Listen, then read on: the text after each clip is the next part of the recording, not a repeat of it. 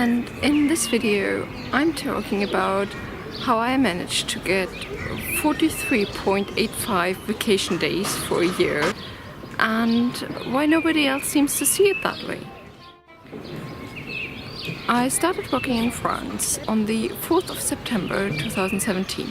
So for September I got 0.85 RTT days, and for October to December I got 3 more, plus 3 days of vacation that I had not taken that year.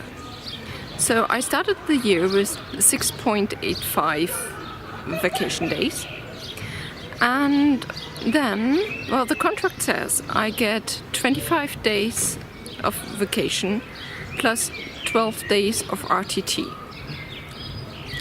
So in my German idea, that means that on the 1st of January I added 37 days of vacation that I still had to take for that year onto my list, which ended up 43.85 vacation days. And I was talking to my coworkers about it, and they said, no, it doesn't work that way in France. You don't add the 25 days on the first day of January. What you do is you add, for each month that you have worked, you will add 2.08 days of vacation plus 1 day of RTT to your list. So basically you could not take 10 days of vacation in February unless you have some left from the year before, because you haven't earned 10 days of vacation that year.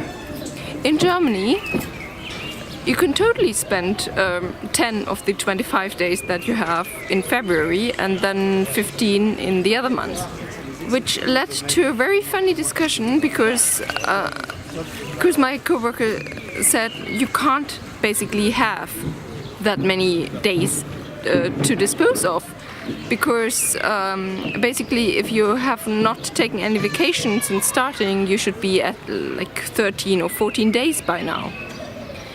But for me, in my mind, it doesn't matter if I can not spend maybe 10 days in February, but overall, by end of December, I will have had to spend 43.85 days of vacation. It doesn't really matter how you calculate it, because at some point in 2018 I must have found the time to take off almost 44 days of vacation. So I looked at my coworker and said, well, how are you calculating that you have 2.08 days to spend for each month and then 1 RTT day for each month? And well, what I basically did is an Excel sheet in which for each month I add a line of adding 2.08 days plus 1 day of RTT and then taking away whatever I will have spent for that month. There was a slight problem in my calculation that suddenly that time showed that I still have 14 days left, when I know that I already reserved 10 of them for September or for December.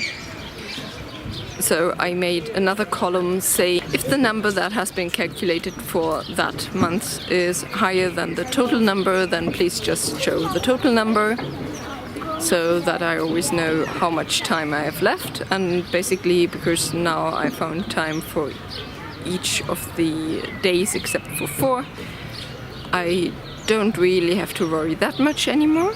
Of course, for me it was logical to do it that way. I know that my coworkers aren't that fond of calculating, so I asked what they do, and basically the solution is every month we get a paycheck, and in that paycheck it says you can still spend 4.5 days of vacation, and once that number gets high enough they book their vacation. But that explains why when I requested days off in December, when we were still in April, my boss was very confused. Because in Germany, In Germany, there are many companies that require that you tell them in January when you're having your vacation over the year. So asking for time off in December when it's still January is such a normal thing.